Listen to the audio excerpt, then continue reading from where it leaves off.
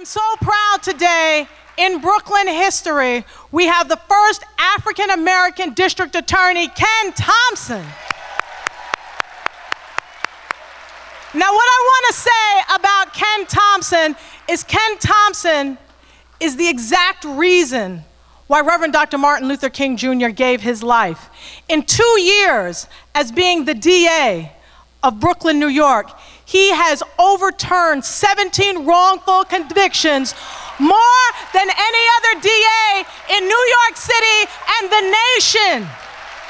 He is creating history. He is inspiring a next generation. He's showing us what's wrong with our criminal justice system. He's inspiring change all across the nation.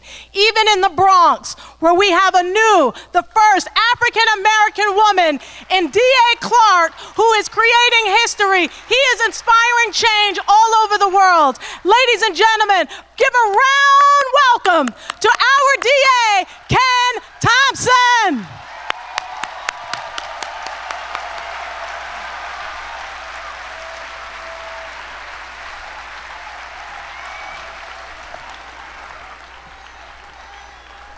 Good morning, everyone. I want to thank Grace and Peace, CCC. I want to thank Councilman Cumbo for that introduction. I am truly grateful to be here with all of you at BAM today to pay honor and tribute to the Reverend Dr. Martin Luther King Jr., who we as a nation owe a tremendous debt. Now, today, Dr. King is viewed almost as an American saint. In fact, all across the country today, at different events on his national holiday, Dr. King is going to be limited, for the most part, to his I Have a Dream speech. But we should teach our children that Dr. King was much more than that. We should teach our children that Dr. King was a great man of enormous courage, who sacrificed his life to make our country a better place for all. You see, when Dr. King was alive, he was considered a dangerous troublemaker. He was relentlessly harassed by the FBI. He was hated by many, and he was vilified in the media. All because Dr. King had the courage to demand that this country live up to its declaration, that we hold these truths to be self-evident, that all men are created equal, that they're endowed by their Creator with certain inalienable rights, that among these are life, liberty, and the pursuit of happiness. We should never forget that in his fight to secure equal rights and dignity for all, Dr. King suffered a great deal on our behalf. He was arrested nearly 30 times. He was stabbed in his chest. He had his house blown up. And he faced imminent death day after day. And he died for each one of us on the balcony of the Lorraine Motel in Memphis, Tennessee, that terrible day in April of 1968. And we should also remember that exactly 1 year before he was killed, Dr. King, when everyone else abandoned him, stood up to the United States government, the greatest military power in the world, and condemned the Vietnam War as an injustice being committed against poor people in this country and around the world. At his speech at Riverside Church when he came out against the war, Dr. King said, "A time comes when silence is betrayal, and that he can no longer remain silent." And then he spoke truth to power.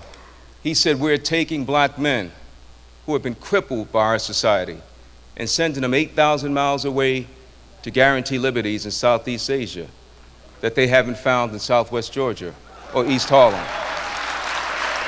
You see, Dr. King was courageous beyond measure. So the best way we can honor Dr. King is to go beyond his I Have a Dream speech and to show some of the semblance, show a semblance of the courage that he showed, and continue to fight for human dignity, for economic and racial equality, for political empowerment and for social justice. That means that we have to follow Dr. King's lead, and we have to deal with head-on some of the injustices and evils that we face in our times. That means we must demand a fair criminal justice system in this country, one where innocent men will no longer be wrongfully convicted and sent to prison for murders and other crimes that they did not commit. One where young people of color will no longer be saddled unnecessarily with criminal records that will follow and dog them for many years to come. And that means that we must also demand an end to the senseless gun violence that's killing so many people throughout our country, including many innocent children. From Sandy Hook to Red Hook, from Brownsville to the south side of Chicago, from the streets of Baltimore to the parishes of New Orleans. You see, we must rise up as a nation and commit to no longer allow 11,000 Americans to be murdered by guns every year, many of whom are young black men being slaughtered on the streets of our city day after day, whether they be 9-year-old Tayshaun Lee, who was lured into an alley in Chicago and executed by gang members in November, or Darnell Wilkinson, an 18-year-old young man who was shot in his head and executed on Thursday, not too far from Baum. You see, we must now more than ever come together to end the senseless gun violence in our communities. We owe that to each other. We owe it to our children. And we owe it to the Reverend Dr. Martin Luther King Jr. Thank you.